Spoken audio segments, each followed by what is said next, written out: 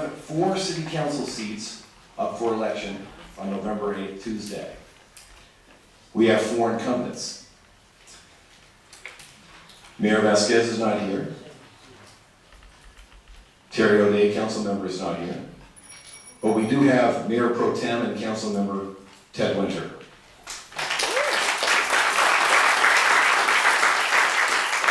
And we also have council member Clene Davis. There are 6 challengers for city council this time around.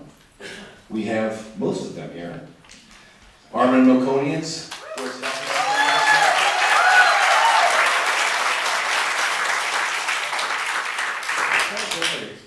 This sounds like a game show or something. Oscar De La Torre.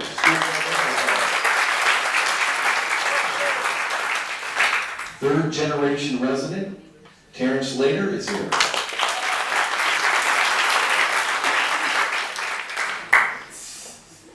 John Mann is here.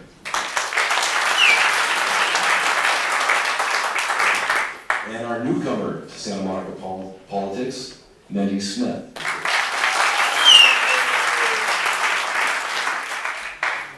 So let's get started. This first round of question, we will have 1 question. Each candidate will have a minute to answer. And the first person to do it, we're going to just do it, draw a name out of a hat. Clene Davis will get the first question.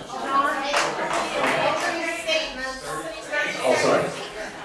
Opening statements. We can go 30 seconds for each candidate. Let's just go down the line. Clene, go ahead. Great. Well, thank you everyone for coming out. I know everyone has a very busy schedule.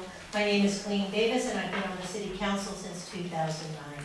I'm running for re-election because I believe Santa Monica is a wonderful place to live, but that we all have to work together to make it better. I believe we need to build more affordable housing and housing of all types so that our children and grandchildren can move back after they've gone off and had a wonderful experience perhaps somewhere else. I also believe that we need to continue to have a robust, vital economy so we can provide all the social service support that we have in the past. And finally, I want to work towards building a great park at Santa Monica Airport. Thank you very much. Thank you. Next up, Mendy Smith. 30 seconds. I'm going to handle that. Hi everyone, my name is Mindy. I'm a Seattle, Washington native. I've lived in Santa Monica for 5 years. I wrote 2 books here, and when I actually thought about moving back to Seattle again, I thought, what, are you crazy? This is where I want to stay. The neighborhoods are beautiful. I absolutely love the people, and whether or not Santa Monica is going to change fast or slow, really, I think is up to the people in this room, not the people that are up here. That's right. So, Thank how are you. you people, guys? Next up, Terrence Slater. 30 seconds, Terrence. Thank you very much, John. Terrence Slater, lifelong resident of Santa Monica. As long as I can remember, I was stood on an apple box in front of a service group to talk about community issues. My family has been very involved in the community. I was born on Euclid. I lived on 10th and Pearl, and currently live in the Noma area. I was brought into this in 2006 because the city was getting tough with some friends. So. Thank you, Terrence. John Mann. 30 seconds, please, John. John Mann, a man for the people. I'm reading my candidate. John, use the mic, thank you. I'm reading my candidate statement. Most of it has been censored by the city clerk. I run for city council to take our city back from developers, city employees, and Santa Monica's renters' rights, and to take money out of the local politics. It's not democratic for a coalition between developers, city employees, and Santa Monica Renters' Rights Steering Committee to control who gets elected, so I urge you all not to vote for incumbents.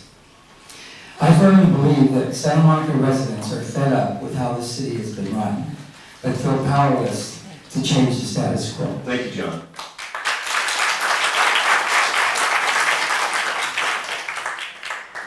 Next up, Councilman Ted Winter. 30 seconds. Thank you. Good evening, everyone. My name is Ted Winter. I live in the Ocean Park neighborhood, lived in Santa Monica since '92, and now reside in the south end of town with my wife, 2 children who attend our public schools. I was elected to the council 4 years ago. I'm here to listen to everybody here. I'm sure there'll be some strongly held opinions expressed during the course of this evening. I think that's what I've tried to do over the last 4 years. I look out across the room and I think I've had dialogues one-on-one at least with half of you, and I'd like to get to know that half of you better over the next 4 years so that I can make the decisions from the dais based on the input I hear from all sectors of our community. Thank you, sir.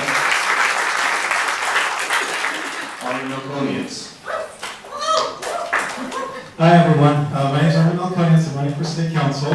Thank you all for coming. I believe that the neighborhood groups are the true spirit and heart and the soul of Santa Monica. It's a tireless job, it's a non-paid job, and neighborhood groups are doing a great job protecting Santa Monica. I'm running to give you a voice at City Council because we need an alternate voice that puts residents first for a change. I would appreciate your vote. I hope I've earned it over the course of the last several years fighting for preservation of our Santa Monica and representing you outside of council. Thank you so much.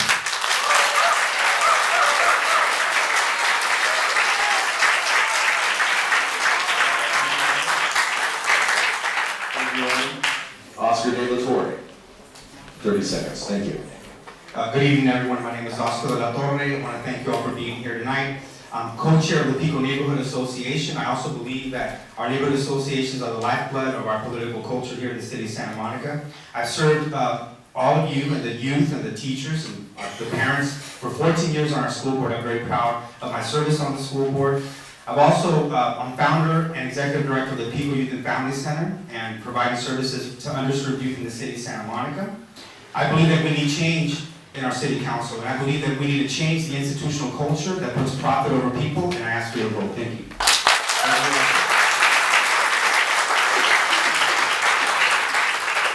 Let's look at some questions. We call these the big picture questions. It'll take me about 30 seconds to read it, and we will about a minute answer from each candidate. Mandy Smith. Question number 1. There has been much discussion about what should be built at the city-owned property at 4th and 5th in Arizona, downtown. That's where the ice skating rink is. Some have suggested a park. Some have suggested a hotel no taller than 84 feet, the current height limit downtown.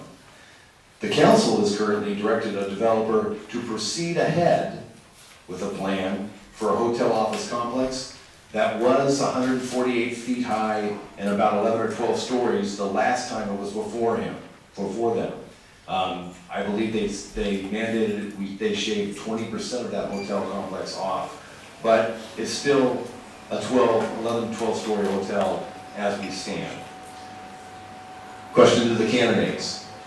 Which of these 3 options, a park, a smaller hotel, or that office hotel complex, do you favor and why? Ms. Smith? Well, I'm gonna have to go with the park.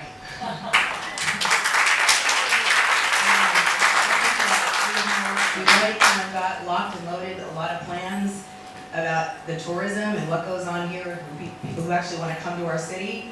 And I personally think that we have a lot of hotels already, and I just feel like building more of them when obviously all I see online, social media is absolutely not, absolutely not, absolutely not. So it's our job as city council people to say absolutely not. Thank you very much. Next up, we have Oscar De La Torre. Same question, Oscar. A park, an 84-foot smaller hotel, or 148-foot hotel office complex? You have 1 minute. Well, I also favor more open space and green space. The city of Santa Monica is a very wealthy city. It's going to continue to be a wealthy city, and with light rail and so forth, there's more people coming to the city. But the downtown, what's happening to the downtown isn't just impacting the people that live in close proximity to the downtown. What happens in the downtown area affects all of us. The traffic, the congestion, the overdevelopment, that's taxing our resources, our natural resources, like water, for example. I mean, these are all things that we should all be concerned about, not just the people living in the downtown area. So I support more green space, I support more open space. I travel a lot to Mexico, where my parents are from. I love the idea of a plaza, the concept of that, a place where people can go and sit and not have to pay for everything. The idea of the first city council, they believe that, you have to make money, right? The promenade, for example, is what they would call open space. But I believe that there should be a place where we can go, not spend money, and have a good time. Thank you. Thank you, Oscar. Next up, Armin Melkonians, Park, Modern Hotel, Hotel Office Complex. On the Friday before I went to city council, I got a call from the Union Hotel asking me what Residocracy supports, an 84-foot hotel or a 148-foot hotel. So we put a petition out on our website, and we asked for a park instead of any hotel. And I'm going to tell you what's going to be built there. It's going to be a park. It doesn't matter what the council does. Whoever is elected for council, it will not make a difference because the residents have spoken that there will be a park on that lot. It's resident-owned land, and it will be a park. We will do a referendum on that project to get the park. It's right in the center of downtown. Residences on one side, commercial on the other. We own the property. The only thing that makes sense on that is a park on top and parking lot on the bottom. Thank you.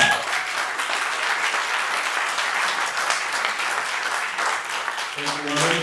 Councilmember Ted Winter. So this particular parcel is a challenge for those of us who are on the council now. Our predecessors bought this land, and we're currently paying debt on it.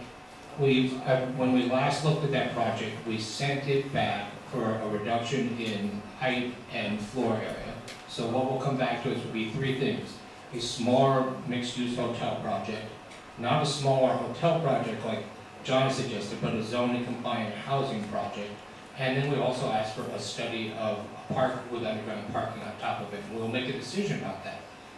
Everyone would love to have a park. The reality is we have $40 million we have to spend on 12 acres of new land at the airport park, $100 million we need to spend to preserve the Civic Auditorium. If we're going to expand the airport park even further into the additional 200 acres, that's going to cost hundreds of millions.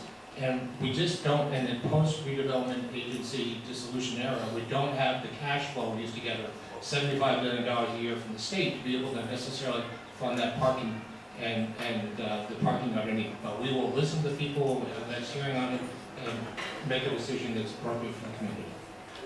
Thank you. 1 minute, please. Thank you. The city is the largest landlord in Santa Monica. It's also the largest landowner. When Ted talks about the predecessors who bought that property, I'm looking at them out here. The residents are the predecessors. The residents are the voice that should be heard and should be honored. We are always looking for reasons to make more green space in our city, and a park should always be the first choice out there, especially in the downtown area. I believe that we have the resources to build that. I think that it's time that the children and especially the kids in school, the little ones, be looked after more so than any of the tourists or anybody that visits the city. It should be the residents. Thank you, Troy. Councilmember Dean Davis. Well, I think Ted described the process. We haven't made a final decision about that parcel. But what John didn't mention was that there are other things planned there. A permanent home for the ice rink, which was something when we did surveys, people said they wanted. Also, the Zimmer Children's Museum is committed to going into that space if we want them to be there. And I don't know if you're familiar with the Zimmer, but it is a fantastic children's museum which is geared towards helping disadvantaged children catch up with more advantaged children. It's a wonderful, wonderful institution. On top of that, the current plan for the plaza at Santa Monica includes just what Oscar was talking about, a plaza where there would be tables and chairs, you wouldn't have to spend a dime to sit out there. And on top of that, there would be green spaces with grass and other greenery. And in fact, the current design for the plaza includes more green space. It's not all at ground level, but more green space than if you just did a flat park there. And if any of you have been to Paris, where they have the elevated park, or to the High Line in New York, you know that the green space doesn't have to be at ground level to be exciting.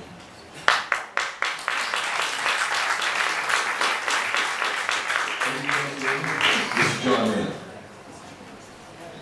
I don't like any of those choices. What I would like to see happen is low-income housing, is what this city needs.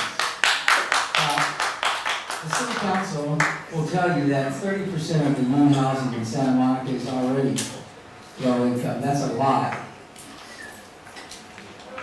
If we do have more housing, it shouldn't go to people who have high incomes. It should go to people who work here, and people who have a history of working here and are earning minimum or living wage, entry-level positions. The city has a lot of employees that are benefiting from all the development, and that's why the city council wants everybody to continue voting for them so they can have more development, but it's the wrong kind of development. And we should have a freeze on it, and get rid of some of the overpaid bureaucrats and start hiring people who actually do work in the city, and they should get the low-income housing. Thank you, John. Next question. City Manager Rick Cole was recently quoted in the local media as saying traffic in Santa Monica had reached a, quote, tipping point. We have reached that point despite transportation demand management programs, bike share, additional bike lanes, and other transportation mitigations. If elected or re-elected, what 3 specific measures would you push for within the first 6 months of your candidacy to alleviate traffic? Terrence Slater, 1 minute, please. The idea that we have already maxed out on the traffic situation in our city. We have over 350,000 to 500,000 people visiting our city on a daily basis in a city of 90,000 people. One of the things that I'm standing for is for our residents to be able to park on the meters for free. The idea that our parking enforcement gets to ticket those that come into our city. If they can't make their budget on that, then I think we should also take a serious look at that. But for a one-time fee for the year, and we could park much like we have to pay to park in front of our own homes. But that's a start on my parking solutions. The city is going to be resident-free parking. Thank you, Terry. Alderman Milconians, 1 minute. You know what concerns me is when Rick Cole says that we have a traffic problem. Because I don't trust what I hear. What I hear is a city manager who wants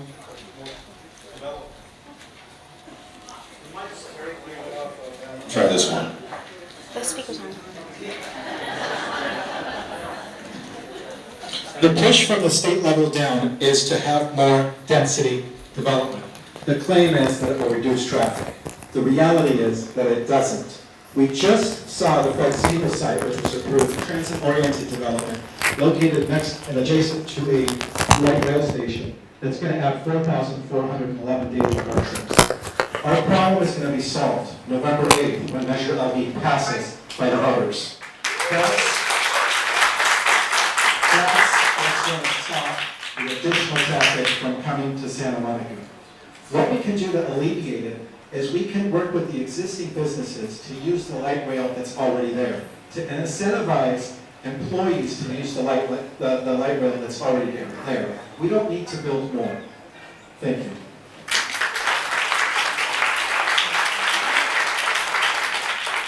Thank you, Norman. Councilmember Ted Winter. So I'm of the opinion a lot of our traffic congestion in downtown comes from people, particularly those who live out of town, coming into the downtown area and looking for parking. And when you go to our parking structures, you can drive up right next to them and see how many spaces are available. But what we're going to do next year, and I want to make sure we do it right, is put up signs at the entry points to downtown, whether you come in the freeway or Wilshire Boulevard or the perimeter of downtown. They give you real-time information about which structures have available parking. So you don't drive over to structure number 2, find out it's full, and then drive all the way through the downtown over to parking structure number 3 to find out there's only 2 spaces there, keep circling around for traffic. That will help enormously. One of the other things we need to start thinking about is questioning the need for some of the large events we do in the city to draw people into Santa Monica. People have been wanting to come to Santa Monica for decades. I don't think we need to do something like Flow again. I think we need to rethink the periodicity and maybe do them in the spring and the fall instead of the summer so we don't draw those large crowds. And think about allocating those resources to smaller community cultural events in our neighborhood parks that don't draw big crowds just for residents only. That was only 2, but I'm out of time. Thank you, Ted. Mandy Smith. I'm 43 years old and I've never had a driver's license. And I bike and I walk and I'm a commuter and I'm a pedestrian. And I've lived in cities all over the country as a journalist, and a lot of people don't drive cars every day, believe it or not. We have a car-centric city here, and we have these beautiful residential spaces that you can't even find. Like, we just did a community yard sale this last week and nobody could find any parking. Trisha just said that. It's like wave as you drive by. It's absolutely ridiculous. We don't need more parking lots. We need more open spaces. We need more pedestrian-friendly places for people to actually walk. We need bike lanes that are functional. Hello. I don't know if you guys have ever tried to drive on them, but they're really not that great. And we also need to just, again, think outside of the box. Stop thinking of this as where we can put more tourists, but think about where we can put more people. Because the more people that come here and like it here, the more people will actually perhaps want to eventually be here and be part of our cityhood and our personage and not just having a spot for a day job. Thank you, Ms. Smith. The air conditioning is sort of working. So, give it a few more minutes. Oscar De La Torre, 1 minute, please. Well, I also agree with Armin that overdevelopment is the problem. That's one of the reasons why we have, the type of traffic that we have here in the city of Santa Monica. We have obviously a jobs housing imbalance. There's a lot of people coming to work here in the city of Santa Monica, and that's a good thing. But there's a lot of development agreements and arrangements that the city council and the city staff have with employers in the city. And we have failed to enforce those transportation management plans. So I think one thing that we can do is enforce the rules that we set forth with these employers that agree to do these transportation management plans that aren't being enforced.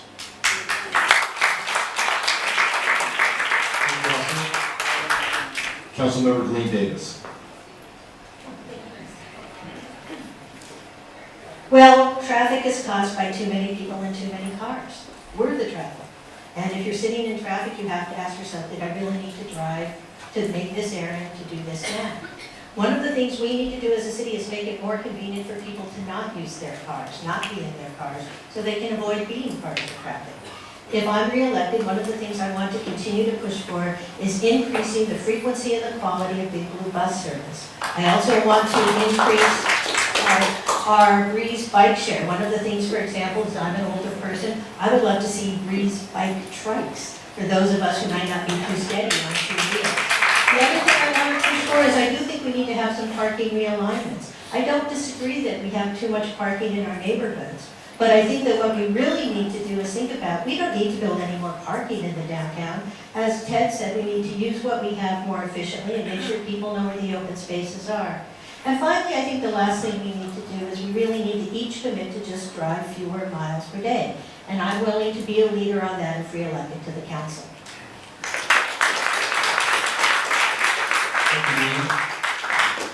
One more question. Armin Melkonius.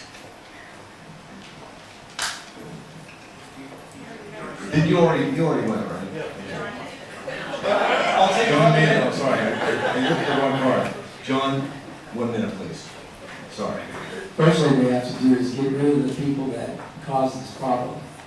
Free buses, rapid transportation, make those Breeze bicycles free for everyone. Parking, if you have a motorcycle, you see all these little red curbs. Motorcycles should be able to park there for free. Jitneys, free jitneys, more carpools. There's a lot of things that can be done, but it's really too late to do that much. Planner medians, I don't know whose idea that was, but it narrows the streets.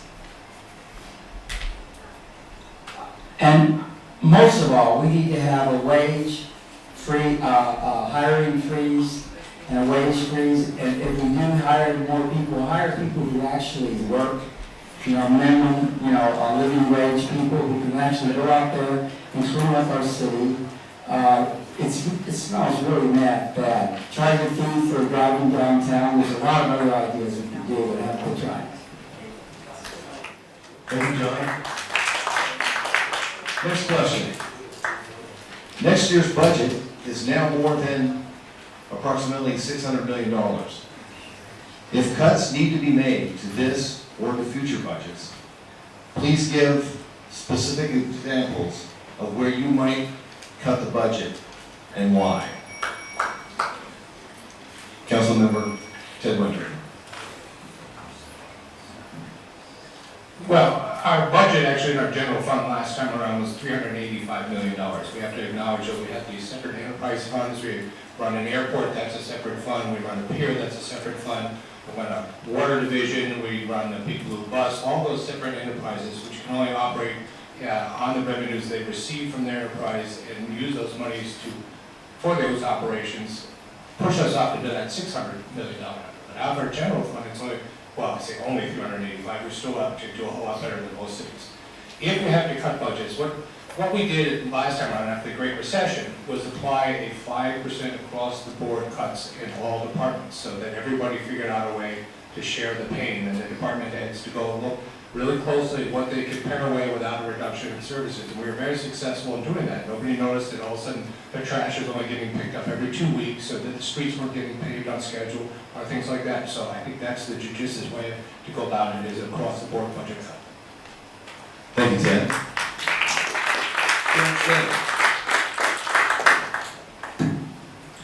First, I would like to see that all the business that former council persons and anyone that's worked with the city that has made sweetheart deals and profiting richly from them, we can start by redistributing those projects and jobs to others. We have a former mayor that any schools or daycare centers have to go through her to be able to function in our city. She's also dropped a 4-acre child development center in the middle of 11 acres that the Santa Monica Civic Project could use to be able to function properly, and certainly wasn't in the plan that any of the consultants who we paid as well to give us ideas on what to use for that 11 acres is able to do. I think it's very important that we don't, we look at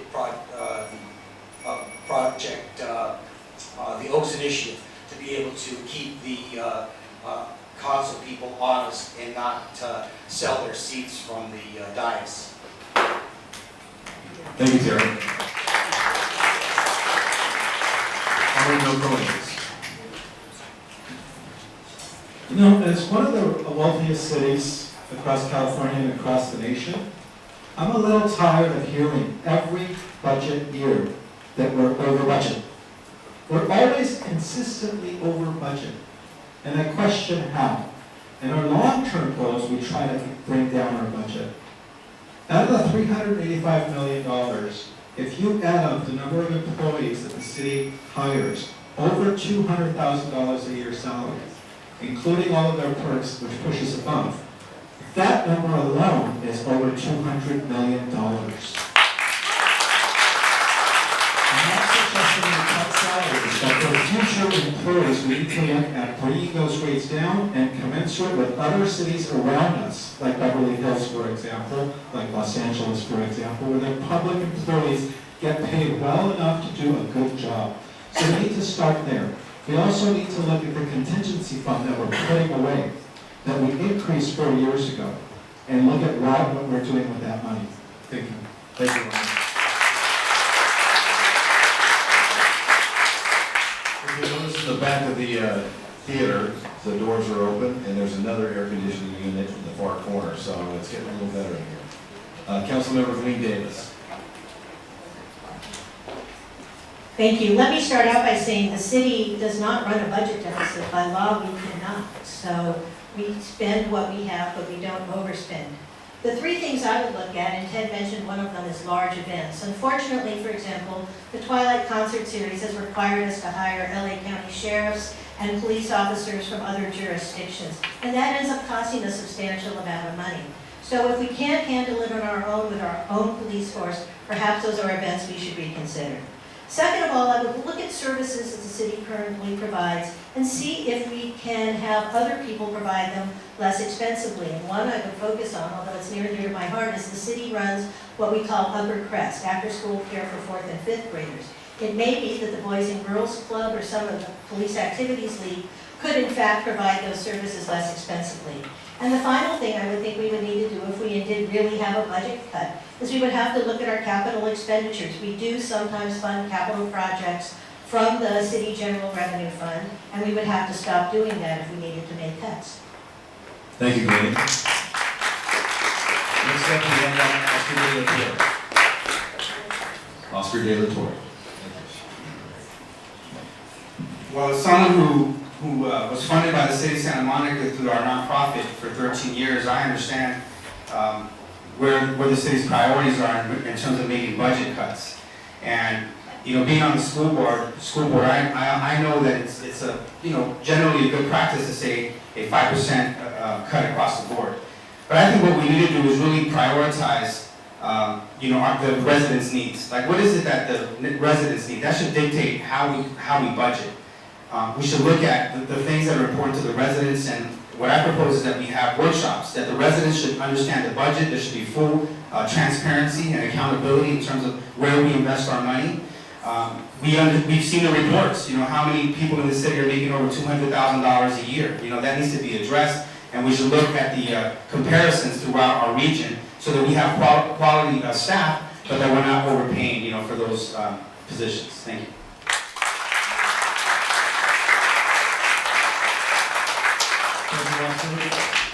Mindy Smith.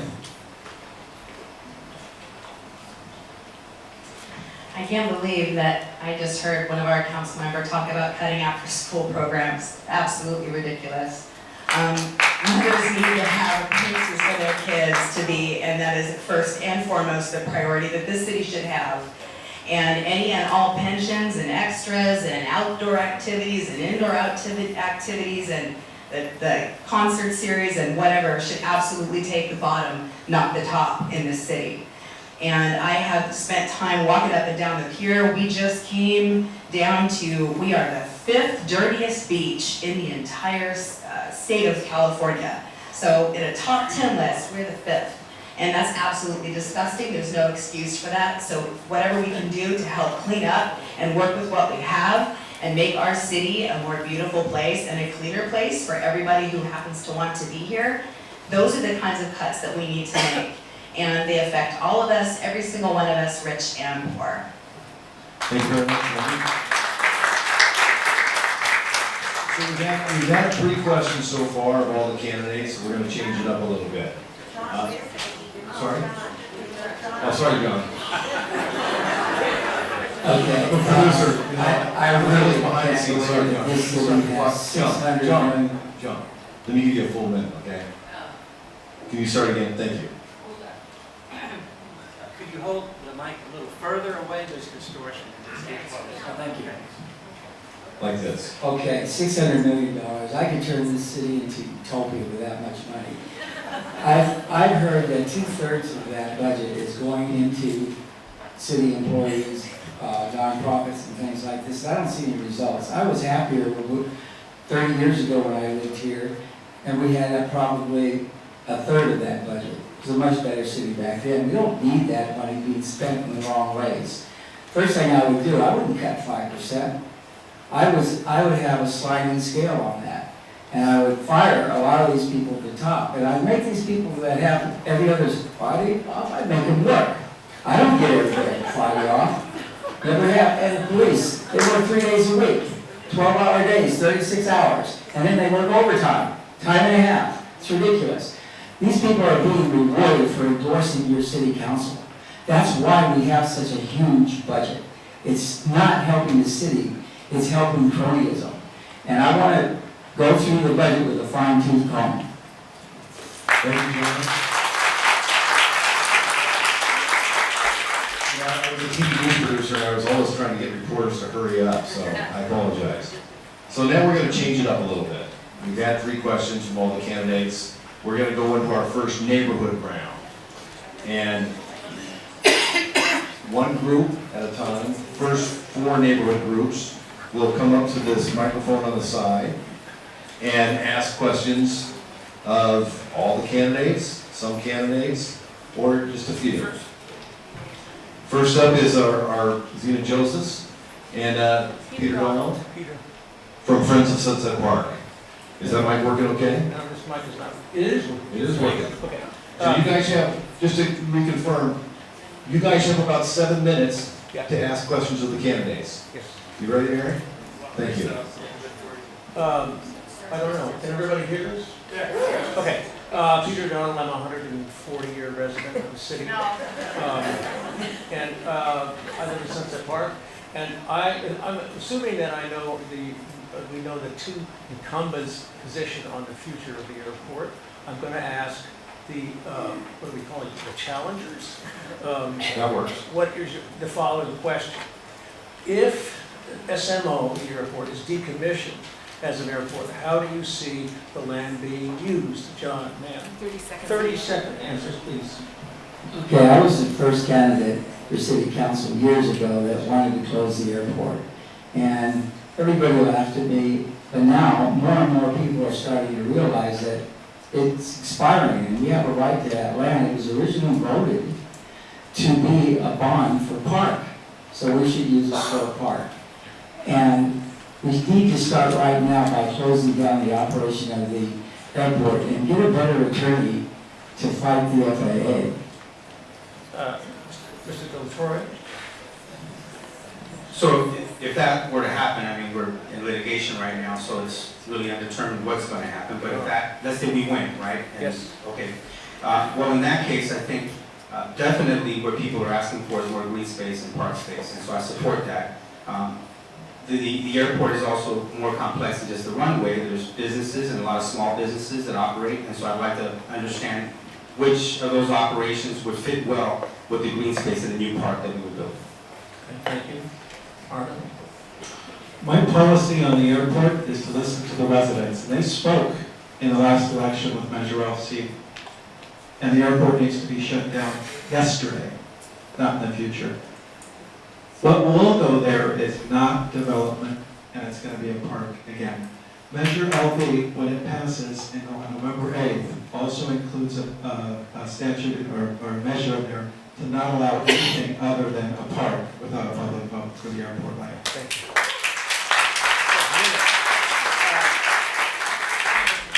Mr. Latham? Terrence? Terrence Slater. I don't believe that the airport should be closed. In the last 2 elections, I stood for having all of the candidates sign in stone that if indeed it was, that it would be nothing but streams, trees, and walking trails. And none of them would stand up and do that. So we realized that Tonga Park cost $48 million to build on 7 acres. That's 227 acres. You can imagine the budget with, given the opportunity for these folks to build a park there. Thank you. Ms. Smith? My dad doesn't like this part of my campaign, but Mike is, he's an aviator. Thankfully, he's on the East Coast. I don't like the pollution that comes from the airport. Most of the people that I talk to don't like to breathe what comes from the airport. So I'm just kind of trying to envision, like 2023, I think they said we have to wait. Unless we throw a lot more money at it, we have to wait till 2023 and leave it there. If there's a way for us to fight this without bankrupting any residents in the process, then maybe we could bring it up again. But I think in the meantime, it should just be full speed toward a park. Thank you, Ms. Smith. We have a couple of yes and no questions, and I'll ask you to raise your hand at the appropriate moment. The current city council policy allowed the housing staff and the city manager to approve a loan of more than $6 million this year to step up on second to purchase residential property to house its clients without any prior notification or any public hearing. Raise your hand if you think that's a good policy. Hands down. Raise your hand if you think that's not such a great policy. Thank you. Here's the second one. I can't hear you, Steve. Okay, did you hear that question, or do you want me to do it again? Can you repeat the first question?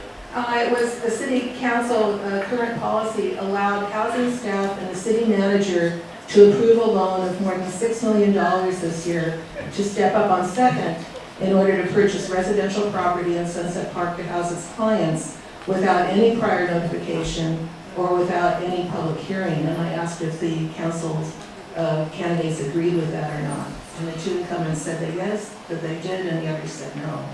The second yes and no, we have 2 minutes left. This is another yes and no. Do you think that the Santa Monica College bond measure, Measure V, will reduce the tremendous impacts on traffic and parking in Sunset Park? Raise your hand if you think yes, it will. Raise your hand if you think no, it won't. One more. On crime, do you think that the Santa Monica Police Department has sufficient staffing to patrol our residential neighborhoods effectively at the current time? Raise your hand if you think yes, it does.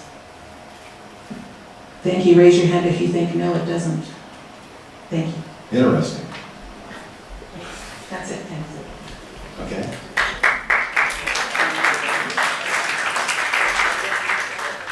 So next up, we have our friends at the North of Montana Association. You have 7 minutes. Thank you. Good evening. Okay, this first question is for Armin. Armin, you have stated that you support measures GS and GSH, the use tax and advisory measure, which would provide funds for both affordable housing and our public schools. Will you please explain why are you recommending that voters vote yes on measures GS and GSH? Thanks. And how much? 30 minute? You have a minute. I think affordable housing is a top priority for most residents in the city. And I think that GS and GSH will put money into the production of affordable housing. And when Measure LV passes on November 8th, we won't have the excuse that we need developers to fund our affordable housing. That's the reason I do support it.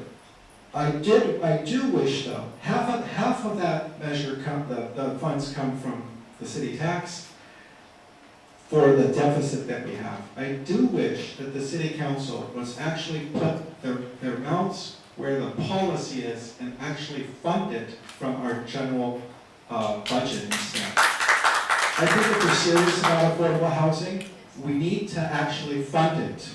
And that's the way it should be run. So I would actually support from our general plan, general budget to do that, the deficit funding as well. Thank you.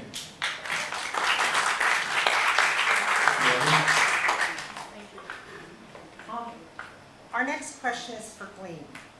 In R1 neighborhoods, including Noma, we are seeing an increase in the demolition of older homes and their replacement by so-called mega mansions, which alter the scale and character of our communities.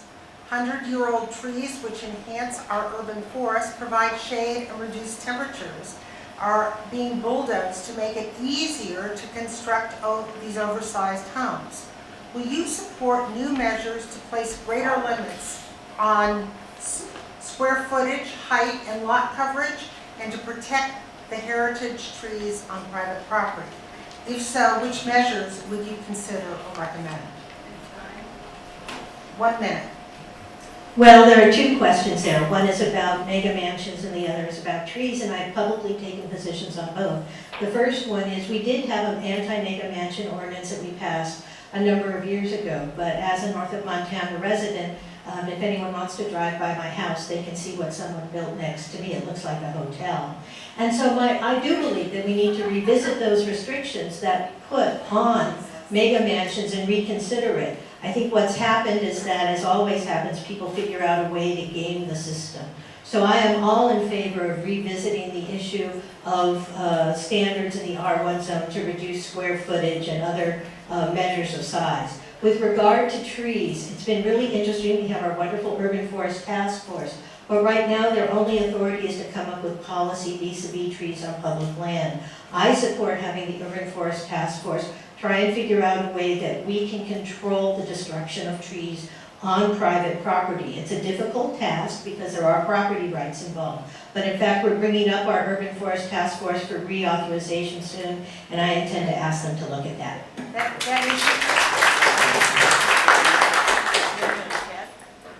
That issue, Green, is held quite importantly in others, in Lafayette and Flint groups where they can move. Okay, I have a question for Ted now. It appears that there's a conflict for greater protection and need under current local law. An example of this was for landmarks. At 423, 429 Ocean Avenue, there appears to be a conflict between the Ellis Act and that of landmarks.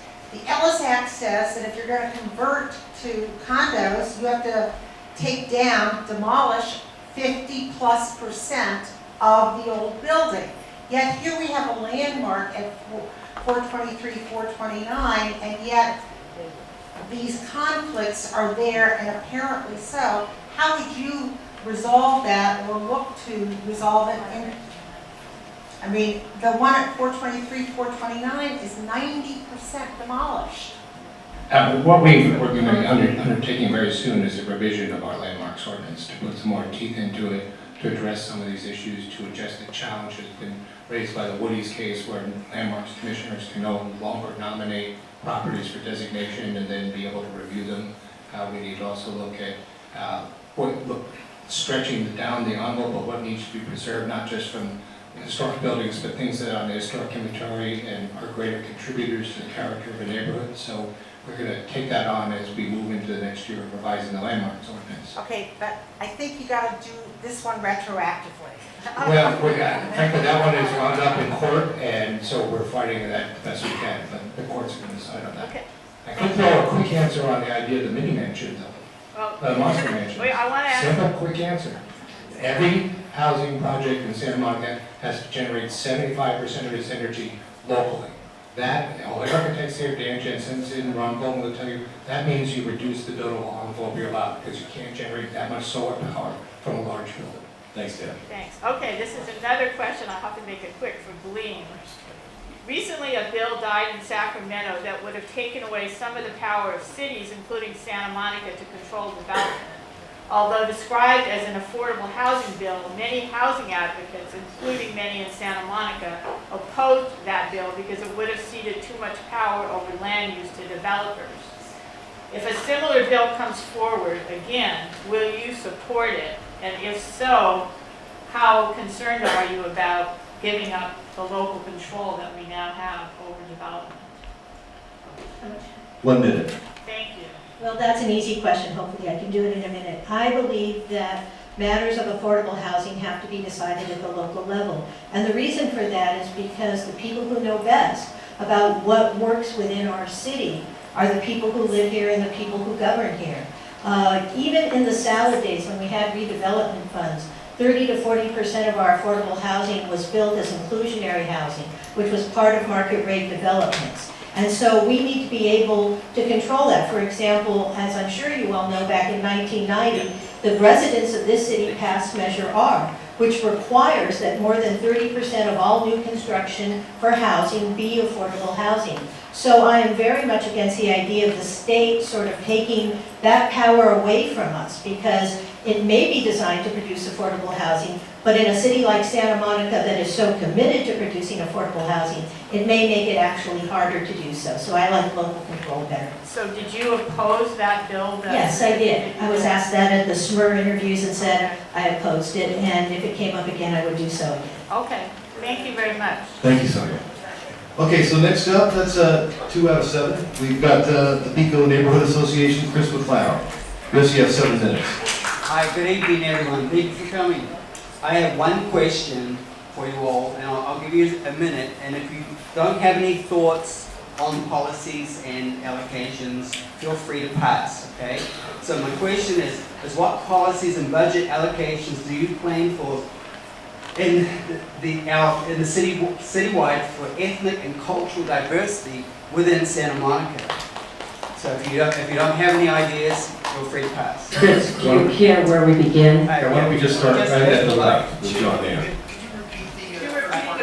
What was the part about cultural diversity? Alright, sorry. Okay, the question is what policies and budget allocations do you plan for the city over the next 4 years, okay, for cultural diversity and ethnic funding within Santa Monica? Okay,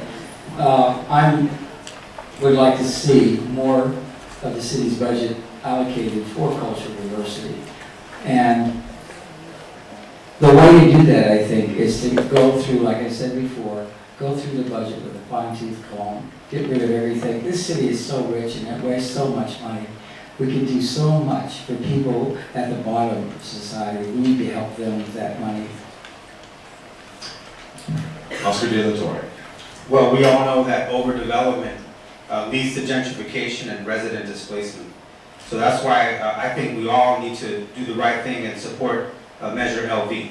So that would be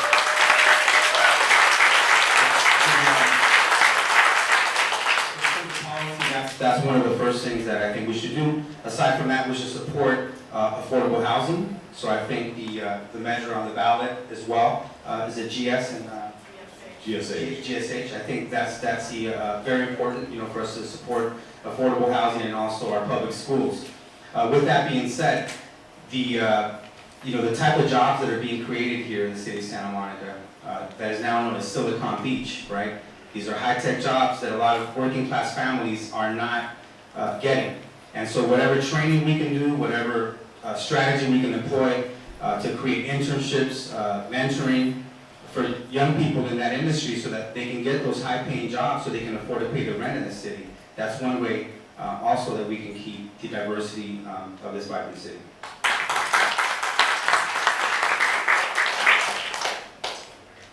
When the city did its report against Measure LV, one of the things that the current council was discussing was whether Measure LV would affect diversity in our city. And the response from the council was that it would affect it negatively if we don't do development along the railway or add density. UCLA just came out with a study that says that the density that we're creating with these mega housing projects is getting rid of diversity. So the first thing we need to do is approve Measure LV to stop the loss of our diversity in our city. Gentrification leads to the loss of social capital. And the question I always ask is, to whose gain? Who's gaining from the loss of social capital? And it's a select few. So the first thing we need to do is stop it. And now, just to kind of pander to Oscar here, I would also fund PYFC much more than the city has. I think that PYFC has done a wonderful job in maintaining the cultural diversity in our city, and it's a shame that it has gotten defunded in the past. Thanks.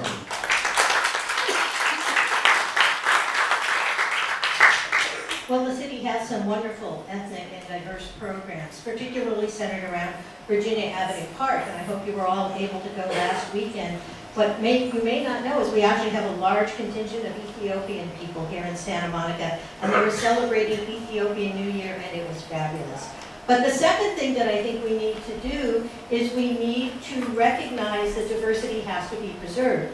And I'm not familiar with the study that Armin talked about, but I will tell you that up until that study, every study that I looked at with regards to measures that constricted the development of housing, which measure LB will do, not just affordable housing, but all housing, they have shown that the communities that have adopted these kinds of measures over time become less diverse. Because rich people will always be able to find housing, and they will force out people. The third thing I want to mention is we are in the process of developing a special zoning code for the Pico neighborhood. And I believe we can use that mechanism to preserve the diversity and prevent gentrification in that neighborhood.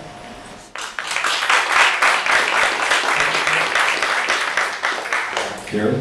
Terrence Later, VoteNowForLater.com. I'd like to take the first part of my part to welcome the Eulers here. It's their anniversary today, and talking about guys that will come down on their anniversary to stand up for what they believe in for the city. So I think we should give a big hand for the Eulers.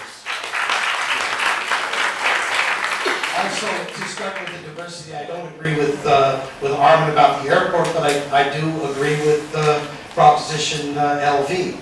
Oscar De La Torre and I grew up together, and one of the things that we should make sure gets done immediately is for the city to refund the Pico Youth Foundation Center. Absolutely immediately. This guy's done more for kids in this city. The idea that we have over $20 million a year as a cultural projects to be done, and it's done on things like Glow and other things that draw people in and don't have anything to do with our residents. So thank you very much. Thank you, Terry. Councilmember Ted Leonard. So I believe Chris's question had to do with funding cultural events and opportunities to Cultural diversity. promote diversity. So we already do a good deal of that. This weekend there'll be the Virginia Avenue Park Fall Festival. We fund the Day of the Dead celebration in the spring. If you want to go down to Edison around Halloween, they do, that's the school district program, but they do an incredible Day of the Dead thing there right after Halloween. That's really what we're seeing. We participate in the Juneteenth celebration for our African American community, so we do a lot of that. I'm always looking for more opportunities to do more, and along with what Terrence was talking about, to the extent that we need to stop spending money on these big events like Flow or spending so much on the peer concerts. As I said earlier, we should be allocating those funds to small local events in our communities where people have the opportunity to celebrate their history and their heritage. Thank you, Ted. Next, The reason that they're asking for whatever reason might be that they don't feel that there's enough in our community. So if there's ways that we can, as council members, encourage diversity and encourage more community events that are in all of our neighborhoods, Pico, everywhere, then I think that we should have that as a constant reminder to us as council people that our communities are looking for certain events. There used to be artists. Years and years ago, there were lots of artists who could actually afford to live and do art and make art in this community. Most of them have been gentrified out. And yes, we absolutely do need to pass love. Absolutely, yesterday, have that done to bring back the reality that we are many communities, we are diverse. We are not just one population, we are a world population. And if there's more, if as serving you on your city council, you have suggestions for us, you need to bring them to us. And I, for one, would definitely listen to whatever it is that you bring, and I would bring it to the top. Thank you, Ms. Smith. Next up, we have our fourth group of the night, Northeast Neighbors, Amy Oxenaldis. We have 7 minutes. You ready, Mary? Okay, good evening. Can everybody hear me okay? No, raise the mic. Raise it? Okay, I'll lean into it. So we have 4 questions from our members, for 4 city council members, and we ask that you... Closer. Hold on 1 second. Start over, okay? And I'll raise the mic here as much as I can. Go ahead, Amy. Okay. 7 minutes. Can you hear me better now? There we go. Yay, okay. We have questions from our members for 4 city council members, and we would ask that you keep your answers to 1 minute or less. And our first question is for Glean. Given that the need to assure public trust in planning of future development, would you support a policy that all meetings by city council members with developers and their associates take place in a meeting open to the public, similar to what's being proposed in the Neighborhood Integrity Initiative in Los Angeles?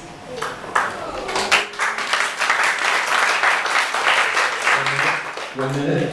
Okay, well, I think that might be a little difficult to do. And I do want to say, I know that there has been, for example, with the California Coastal Commission, the idea that all ex-parte meetings should be ended or at least reported, and we do have a policy on the council with regard to certain functions that we have where we do report all the meetings that we've had with all sides, everybody who has an opinion on the issue. There is, because we are elected officials, a constitutional right to redress. And while that certainly resides with the residents, it also resides with people who have applications for projects in front of us. So we need to talk to everybody, residents, applicants, people who have no dog in the fight, but who care about what happens in this community. I don't think it would be possible, I mean, I can imagine sitting here with someone with 100 people and the cheering and the things, I think would make it difficult. But I think if you want more transparency, we've been working towards that. And for example, that's why we passed the lobbyist statute, and that's why we have Measure SM on the ballot that will improve the Oaks Initiative and allow it to be more accurately and enthusiastically enforced. Thank you, Councilman. Hi, I'm Ruth Ann Lohr, also from Northeast Neighbors, and I have a question for Ted. In 2012, the developer Century West Partners backed your city council campaign in a slate mailer. In 2014, you proposed and obtained city council approval for a land use change to a parcel Century West owns that allows the developer to build taller and denser on the lot, increasing the potential profits beyond what would have otherwise been possible. Century West now has approval to build a massive apartment complex on Lincoln Boulevard using the subzone parcel. Isn't this a perfect example of political payback?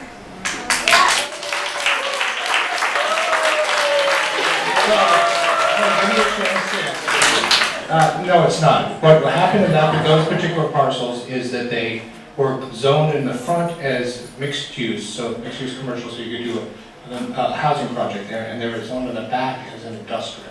And just as when Amy and Tricia and other people from Northeast Neighbors pointed out to us the flaw in our loose map designations with the A-lots, where you didn't want to have commercial projects abutting the housing just off the boulevards. In that particular instance, it made no sense to have people be able to build housing on the front part of the parcel and then build an asphalt plant right next to the housing in the back half. So all we did was change the zoning so you couldn't build the industrial on the back half and allow them to build housing on the back half.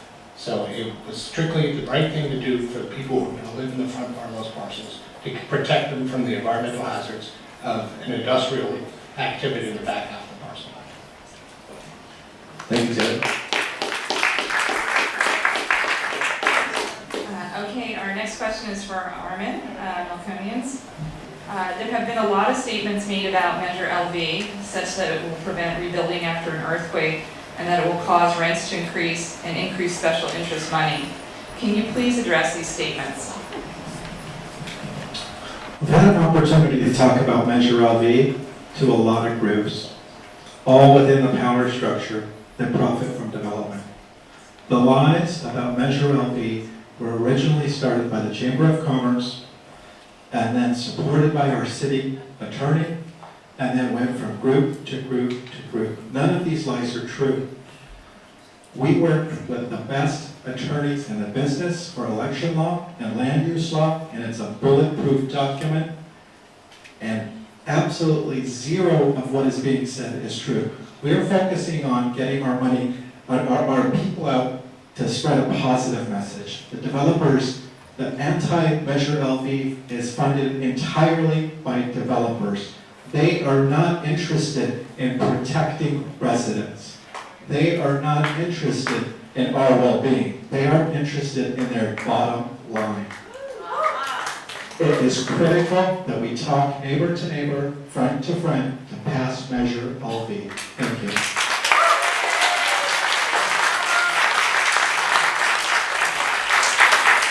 Okay, finally, here's a question from Mindy about housing. Given that Santa Monica already exceeds its affordable housing production target set by SCAG, Southern California Association of Governments, what is your position on housing development here? Thanks for giving that one to me. Well, we all know what doesn't work, right? We know what we don't want, we don't want to see.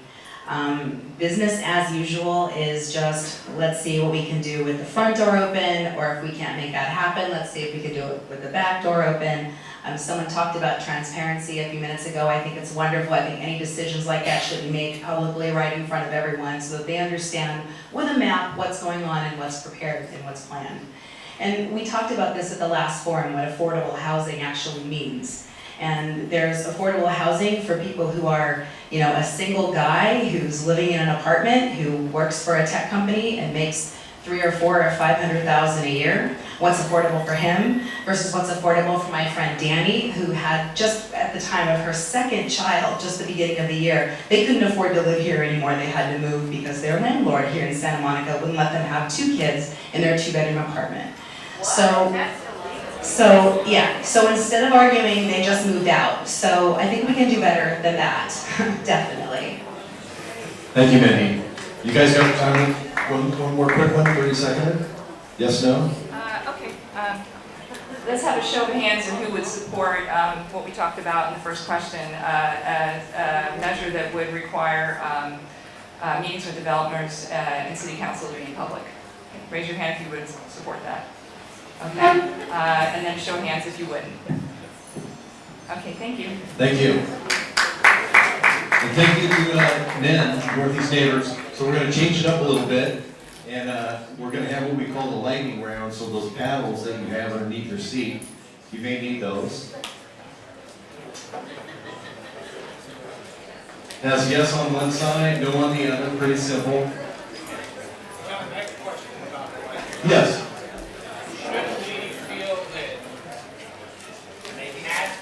Binary questions on complex issues, sort of coming down on the political discourse. Can we choose not to raise our paddles as a baby? I think it's a fair question, but these questions that we tried to come up with were I think they're fair, yes or no questions. Is the sky blue? Yes.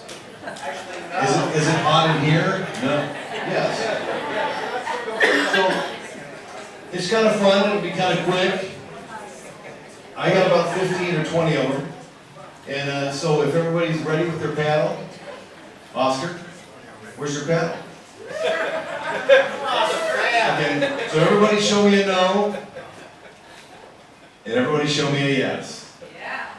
And Stacy is going to be holding a number up behind them so we know what the number to each question. So if you see her wandering around back there, that's what she's doing. Are we ready? Question number 1 is very simple. We've already talked about it. Number 1, do you support Measure LV, the Love Initiative? Yes or no?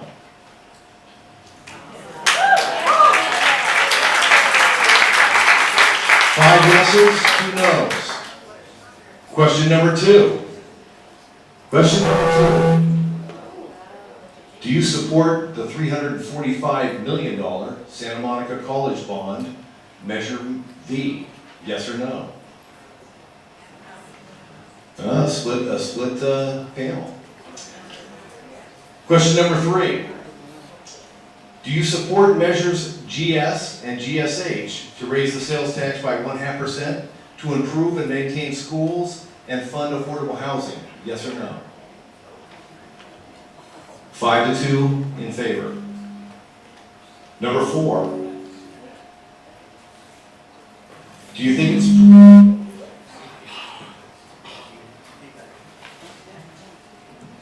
question number 4? Do you think it's proper for a council member to accept campaign donations from developers or their close associates? Yes or no?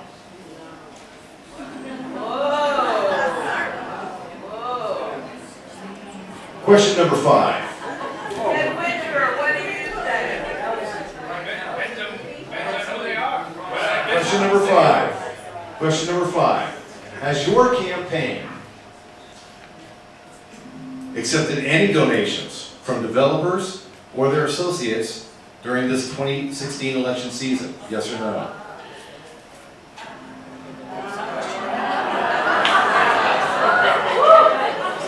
Okay. Number 6. Pardon? Question, have you received money from developers? Have you received any money from the developers? Oscar, we got it. Lightning round. We got to move fast. So, number 7. Do you promise to recuse yourself from any matter before the council when a conflict of interest is demonstrated between it and you or your family's business or financial interests? Yes or no? It's unanimous. Number 8, a couple development questions.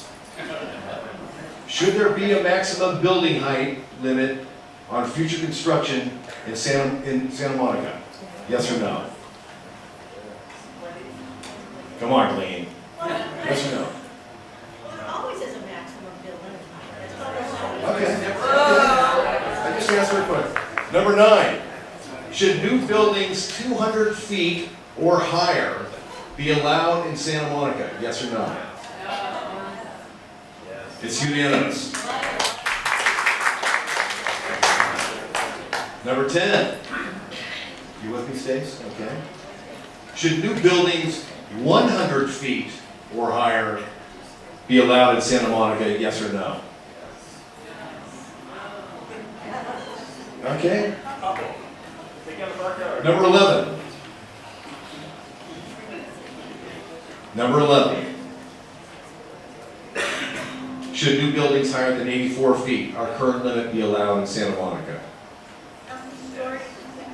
About 7, probably 7. Let's move on. Turn off the mic that's up there, John. That's not going to trust me. It's because your mic, the speaker's pointed at your mic. It's not that, it was working over that way. Okay, so number 13. Oh, number 12? Oh, sorry, I skipped one. 12. Do you support voter approval of any future project that is greater than the current 84-foot height limit? Yes or no? The question was, do you support voter approval of any future project that is greater than the current 84-foot height limit? Yes or no?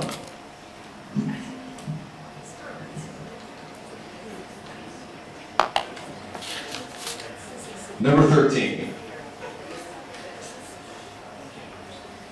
Would you reject any redevelopment of the Miramar Hotel that is higher than it currently is now? Yes or no?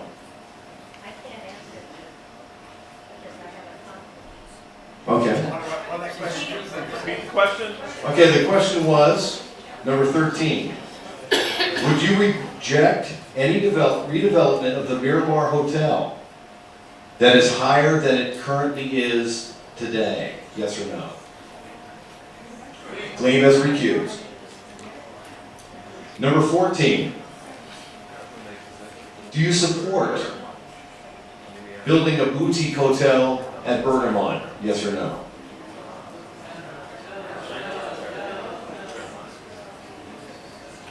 Number 15. Do you support the establishment of medical marijuana dispensaries in Santa Monica? Yes or no?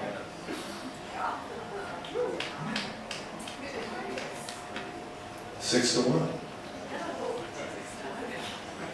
Number 16. Should there be term limits for city council members? Yes or no?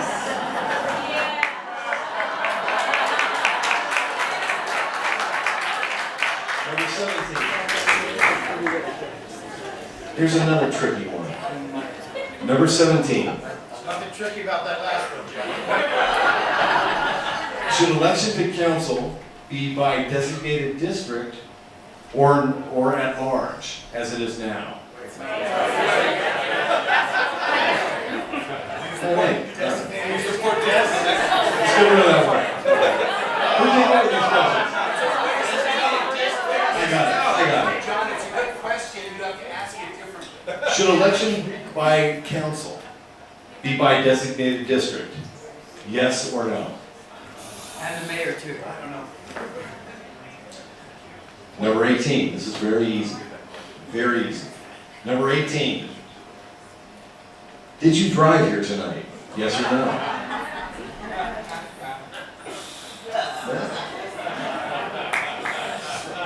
I think that's so right. Number 19. Given heightened security concerns and traffic and parking impacts on neighborhoods, do you think the Pier Twilight concerts have become too big in their current form for the Santa Monica Pier? Yes or no?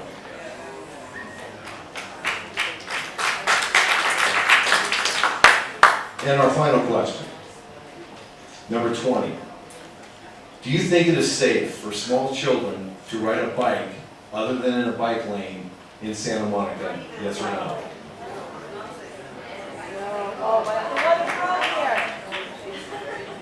Thank you.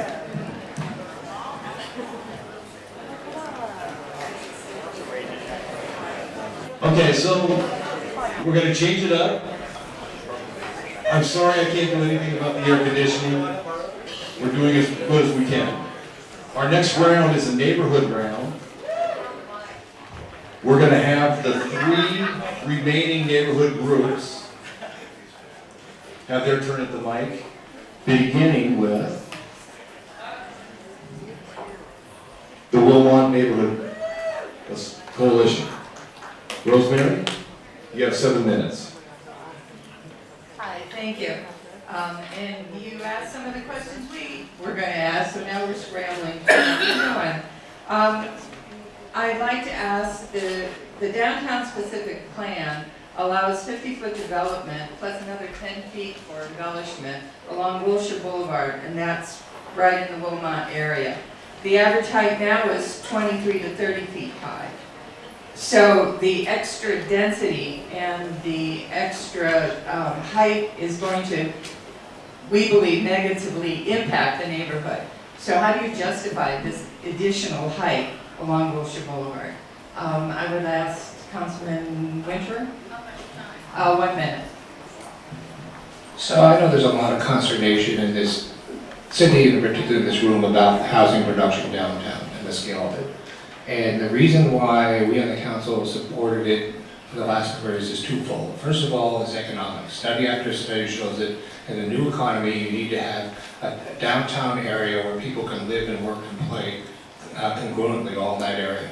We have right now 25,000 jobs downtown, 4,500 people living there. We're going to prepare for our future and make sure the downtown economy, which generates over a third of our revenues, which pays for police and fire and libraries and the like, and uses only 4% of the land, we need to have the housing down there for those new economy jobs. And the second is climate change.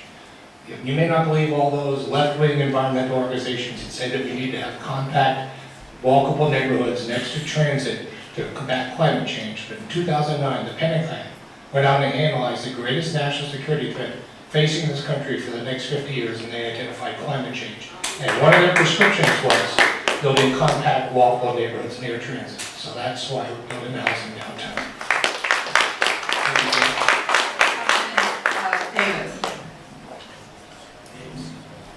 Well, I agree with everything that Ted said, but I want to add a couple more things. And first of all, a lot of the buildings in the downtown area on the south side of Wilshire are either historic resources or landmark buildings that cannot be changed. So they're not going to be torn down if they're 1 or 2 stories and built up to 50 feet. But think about the buildings that are on the north side of Wilshire between 2nd and 3rd, for example. Those are not pedestrian-friendly buildings. They're hideous.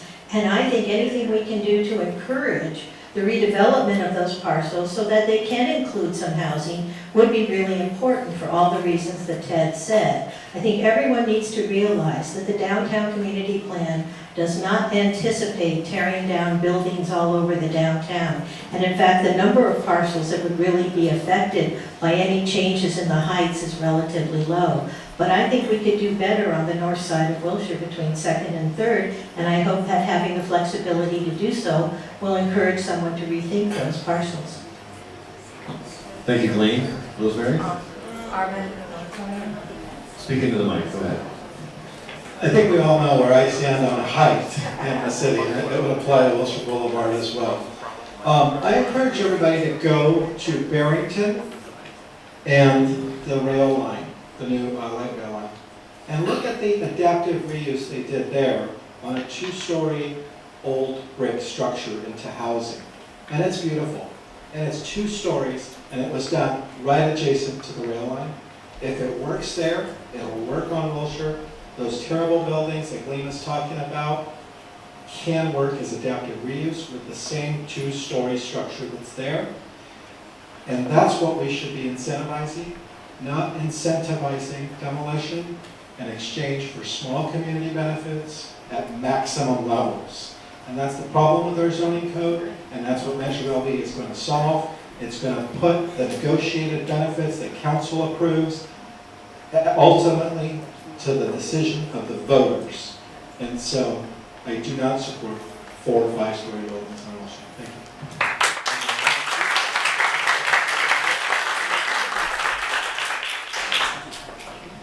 you. Deb?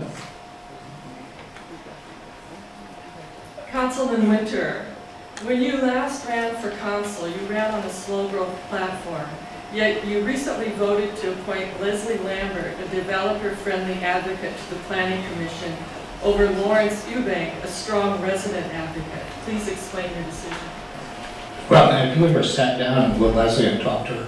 One of her primary issues she wants to bring to the Planning Commission is the one that was raised by Northern Montana Association, which is the massification of Northern Montana and Sunset Park. So I don't necessarily see her as developer friendly. She's a housing advocate. She's obviously a preservation advocate. She comes off of the Landmarks Commission.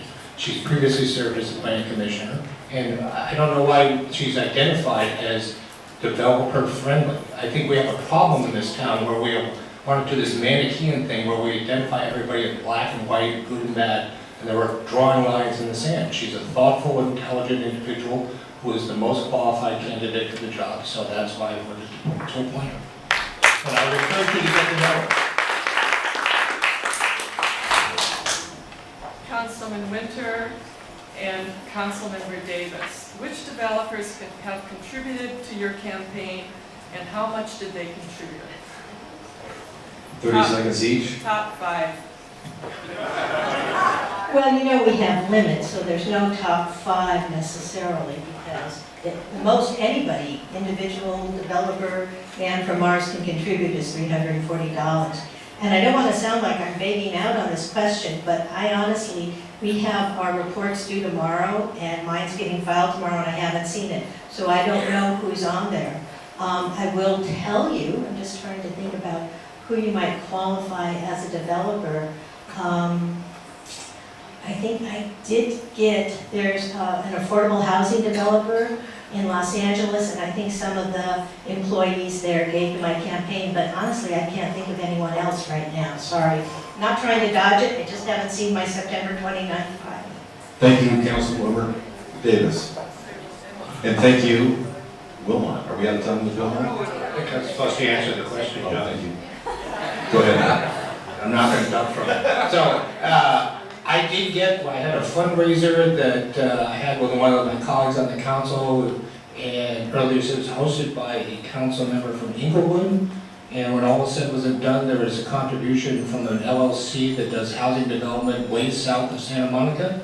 Since they don't have any pending projects in Santa Monica and they don't have any intention to build here, I accepted that donation, but I will not, and I have not ever accepted any donations from the developers who work in the city, whether it's MMS, Century West, or any of the other flavors. Thank you.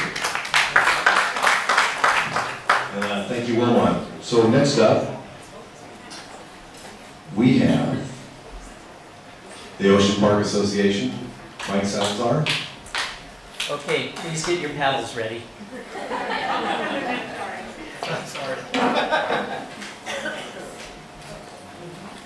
Okay, yes, no. The Coast and Expo opening party was a rousing success, closing 3 major streets, most successfully Main Street. Will you support community events with full Main Street closure in Ocean Park?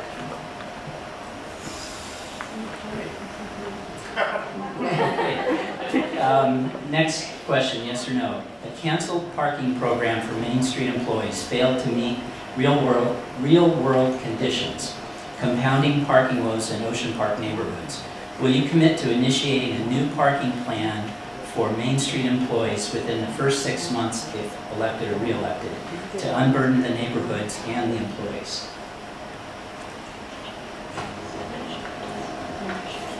OPA has produced the city's annual 4th of July parade for 10 years, yet it ends up in the hinterlands of the beach parking lot.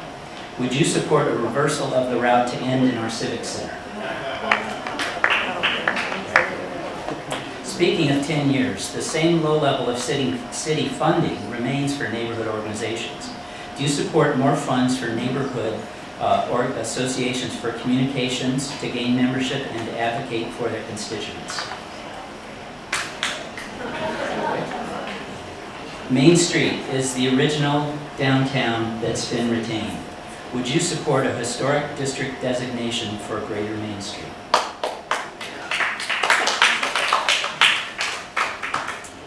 Historic preservation has been cited as a city priority. Will you commit to hiring a planning staff person with the expertise and seriously prioritize preservation?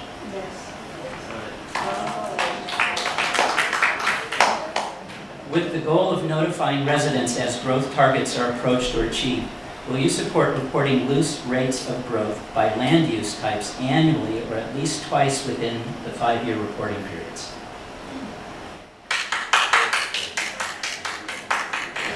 Okay, this is a question for 4 of you, for Armin, Oscar, Ted, and Gleam. Sunset Park, Ocean Park, and Pico neighborhoods, as well as our Los Angeles neighbors, all experience negative impacts from airport operations. Explain why it is important for residents citywide to support the closure of our airport. And this will be 30 seconds for the 4 of you, each of you. So, taking my 2 boys to Cloverfield Park, there's a little playground real close to where the jets are, and I had a jet turn on and just throw a bunch of fumes into us. And I'll never forget that. The danger of the jets that it poses to us, to our quality of life, and to our health and well-being. So that's one reason I think that we need to close the airport, because of the problem that the jets have brought on to the residents of our city. Being in the Wilmot neighborhood, the last time I ran, I needed to take a position on the airport. And I figured the best way to take that position was to go to the airport. And just about 2 weeks ago, I met with Marty Rubin, and he wanted to show me the jet emissions that came on the West LA side. And I met him at a cul-de-sac street on the West LA side. And he said, "Do you smell that?" I said, "Yeah." I said, "This is the second time that I was here." And he said, "Really? I've never seen you. You've never come to our rallies." I said, "Yeah, I came here to take a position on the airport when I first ran." And that shocked him. But absolutely, it should be closed for environmental reasons alone.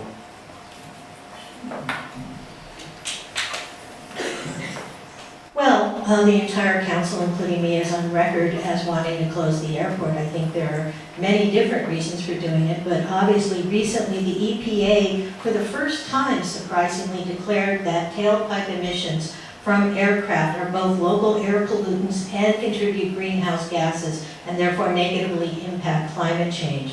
So that in and of itself is a good enough reason to close the airport, but of course you also have the noise and other negative effects, the particulates, etc., that come out. So I'm in favor of closing the airport, more importantly in favor of building a great park there. It's not going to be developed into Century City, folks, it's going to be a great park. So I think if I heard Mike's question correctly, he was asking why the neighborhoods north of the areas that are more directly impacted by the pollution and other harmful effects of the airport should support the closure and its transition to a park. So the average amount of park space per 1,000 residents in Los Angeles County is 3.1 acres per 1,000 residents. In Santa Monica, it's 1.1 acres per 1,000 residents. This 227 acres of land at the airport is our last great generational opportunity to create a magnificent park for everybody in our city to use, and that's why we need to close the airport. Okay, paddle time. will you commit to the necessary financial resources to fight for local control of our airport land? Question again?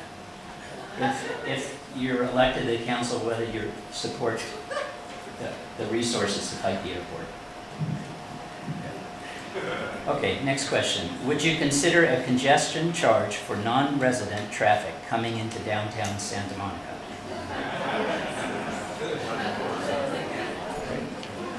Could you repeat that? Would you consider a congestion charge for non-resident traffic coming into downtown Santa Monica? Yes. How do you? Free parking for residents. Go ahead, Mike. Okay. Will you look into and start talking about pension liability and unfunded mandates the city has in this campaign? And last question would be, under current zoning, new commercial buildings on Lincoln Avenue and Ocean Park encroach into residential areas and residential streets and exceed established and desired heights. Will you pledge to look into this?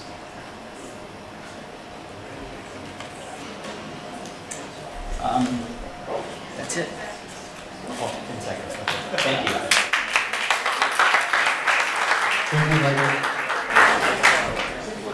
Last but not least, Mid-City Neighbors.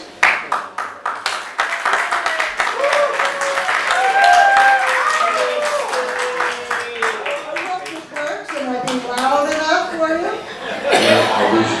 All right, use your paddles, please. Are you a member of your neighborhood association?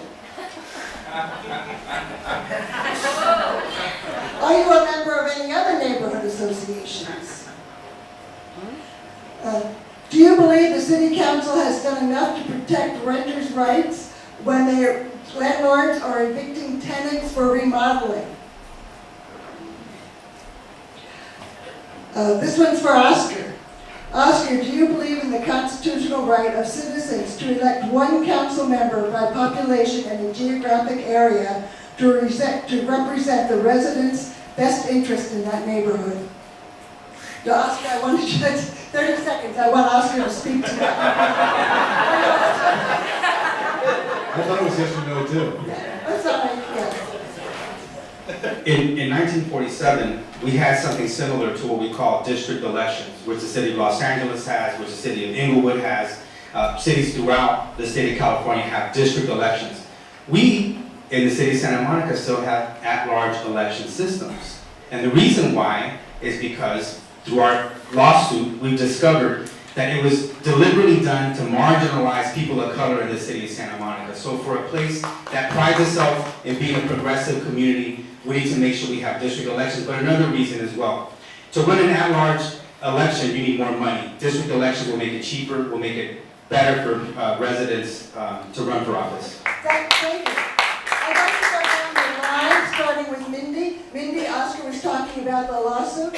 How much do you think the city of Santa Monica should spend enforcing the status quo of at-large elections in this lawsuit? No, just down the line. How much, 1 million, 2 million, how much do you think we should be spending in legal fees for this? Wow. Or should we just settle it? I think we should just settle it. Ted, how much do you think we should spend, or should we just settle it? I think we should contest it, and I'll tell you why. I was talking to Mike Baumann from the LA City Council, where they have district elections No, already. how much money are you willing to spend? That's the question. Well, can I explain why I'm willing to spend Well, money? just how much? 1 million, 2 million? I think district elections would be a horrible idea for the city, so I'm willing to spend money that's required. 5 million? I can conjecture on the total. Terry? Terry Slater, votenotforlater.com. I think we should match what the city has frivolously spent on fighting the airport. Exact that budget to this issue. As a lawyer, I can tell you budgeting for lawsuits is more art than science, but I agree with Ted that we should spend whatever it takes to vigorously contest the lawsuit because it would be bad for Santa Monica. Armin? So, Oscar? It wouldn't be bad for Santa Monica, it'd be bad for the people that will spend your money to protect their privilege and their power in the city. Thank you. You know, that's really an impossible question. I can't say how much is spent, but we definitely should contest it. We don't need to let the FAA just roll over our backs.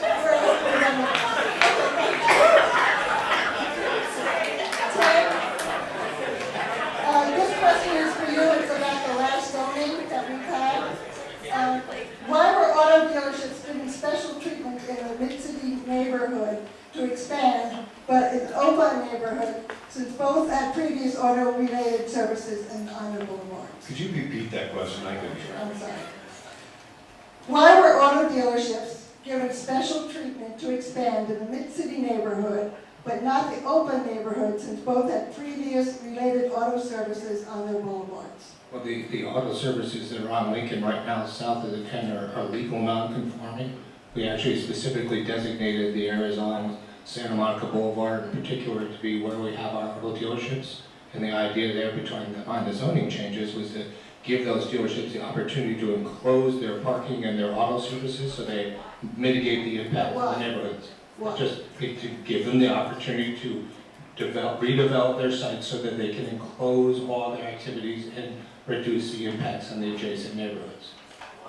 Why?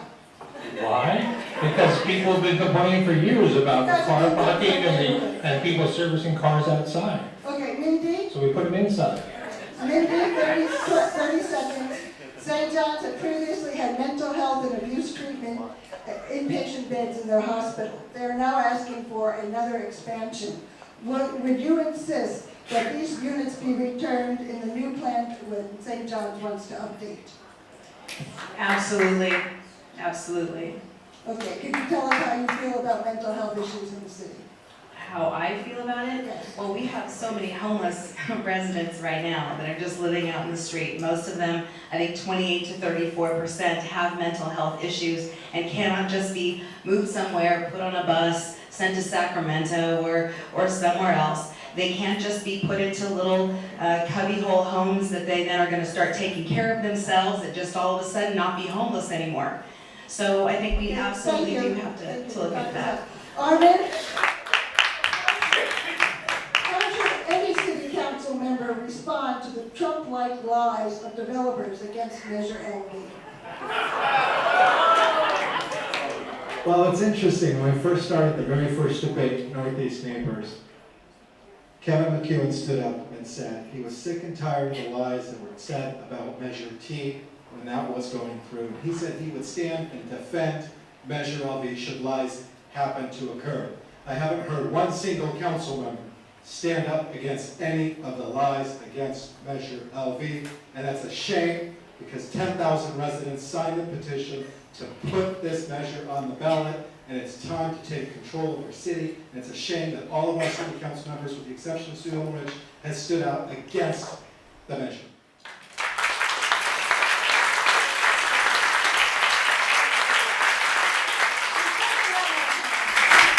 Lee, since your planning commission days, you've been aware of vacant, decaying buildings in our neighborhoods.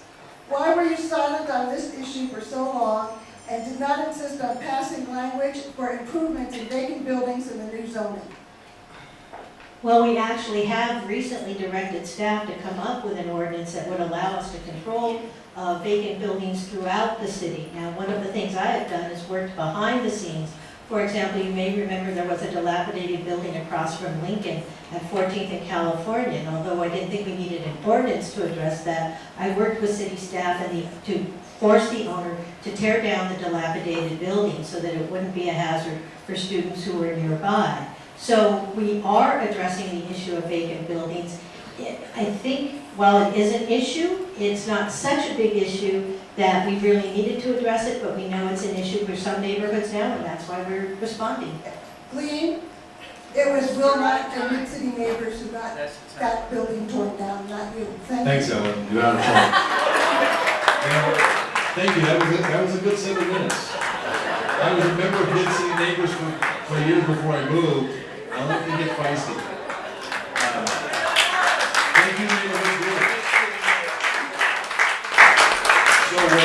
we're kind of wrapping this up. It's almost 9 o'clock, it's a little hot in here. And so we're gonna give each candidate 1 minute for a closing statement. And why don't we just begin with Ms. Smith? Mindy? I always have to go first. What is that? So I don't know most of you yet, but I look forward to meeting each and every one of you and doing whatever it is that I can if I'm elected on November 8th to take your neighborhood in hand as if it is my own.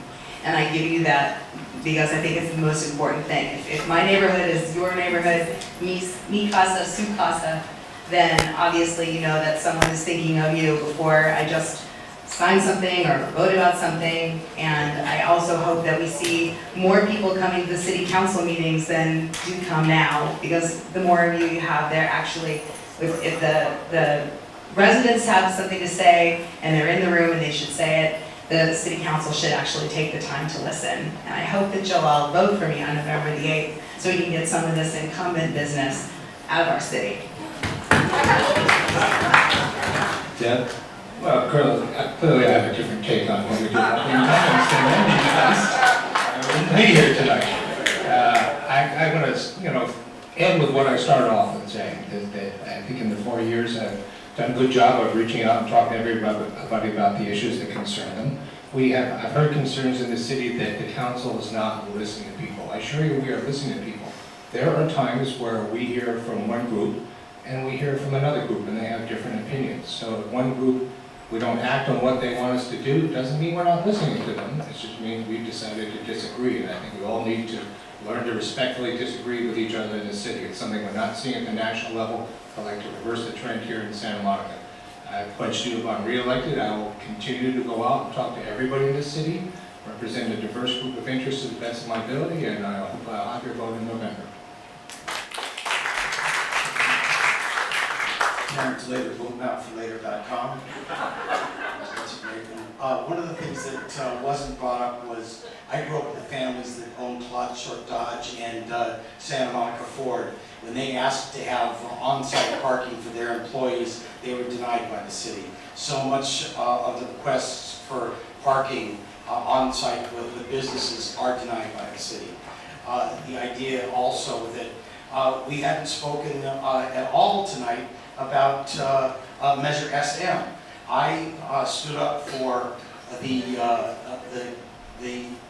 shutting down of Proposition W, which would have gutted the Oaks Initiative. We need to seriously look at that because the Oaks Initiative was designed to keep government clean between the developers and the city council. The idea that we should have the resident parking is very strong with me, and also a dog beach where the dogs will be able to go from the parking lot into our red sign and the water. The idea that we have so much to accomplish, and we should do it with our feet by not electing any incumbents to elect all new people. Thank you, Gary. Wayne? Well, thank you again, everyone, for coming out and sitting in this warm room. When I moved to Santa Monica 30 years ago, it was an interesting place. You couldn't go to the pier because that was disputed game territory. You couldn't walk across the beach because those pop tops, for those of you old enough to remember them, would cut open your feet. We've made a lot of good changes in Santa Monica. The pier is wonderful, the beach is much cleaner, our town is much cleaner, but we still have a long way to go. And for example, traffic is something that I know is on everyone's mind. But there are solutions to traffic. You might not like them. It might mean raising parking prices. Someone mentioned congestion pricing. I favor that, but that will keep people from downtown, including people you might want to have come meet you there for a movie. But in any event, I think what's important too is elect people who are thoughtful, who listen to everybody, and then make an independent decision. And I think my time on the city council shows that I do that. I'm proud to have the endorsement of Sheila Kuehl, Santa Monicans for Renters' Rights, the Democratic Party, and many other people. And I'm hoping that you will keep an open mind, look at all the candidates, and vote for me on November 8th. Thank you. Thank you. Right now, there's 40 projects on our current development pipeline list. 4 million square feet of development, over 50,000 additional daily car trips that are heading to our city.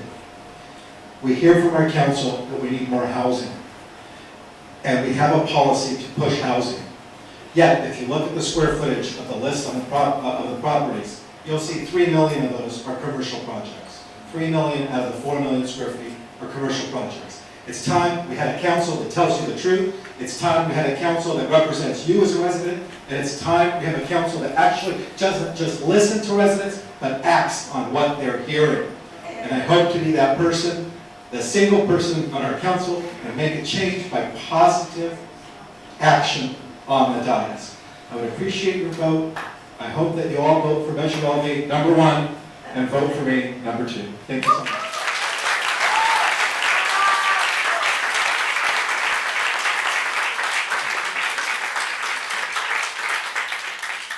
First off, I want to thank all of you for being here. I want to thank all the neighborhood associations, as co-chair of the People Neighborhood Association. I understand that it's important to have a resident voice on the city council, and that's what I want to provide. I've been on the school board for 14 years. I founded a youth center to deal with the issues of gang violence. The city of Santa Monica defunded it over politics, because if you don't fall in line, right, we have an institutional culture in our city that is corrupt. That essentially it's about insiders and the establishment, and I support Armin. We know we need 4 people to make the change. I want to ensure that we continue to live up to our progressive values in the city. I think we've lost our way. All I can tell you is what I've done. I speak on my record. There was gang violence. We don't have the gang violence that we have anymore. I've served on the school board for 4 terms. I'm not a career politician, but I'm committed to the young people and to the future of this city.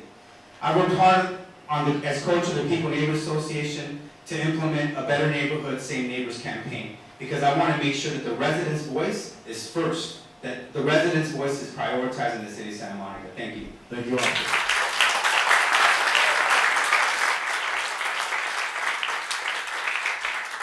John Mann, man for the people.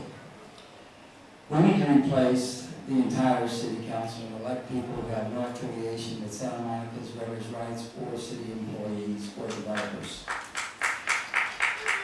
I am beholden to no special interest other than that of the residents. I support the Oaks Initiative, but I don't think it goes far enough. We need to investigate everybody that's ever been on the council and has been feeding at the public till.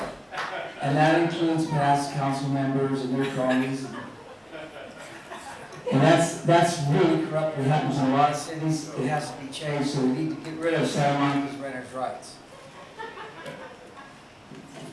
There's over 200 members of Santa Monica's renters' rights. I want to know what the membership is, and I want to go after those that are working for the city and find out how they got their jobs, because it's a conflict of interest that all these people are running their city. I'm also provoked. Public policy in this city is really a joke.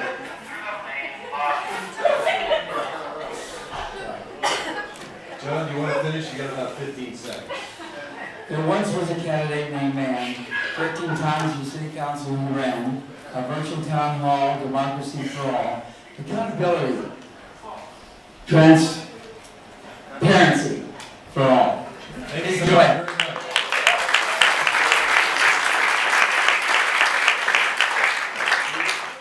On the literature, which is really nice. Folks, the election is not about 2 parties. It's not about 2 sides. It's about 1 city. Thank you very much for the candidates for being up here tonight. Thank you to all the neighborhood groups for helping us put this together.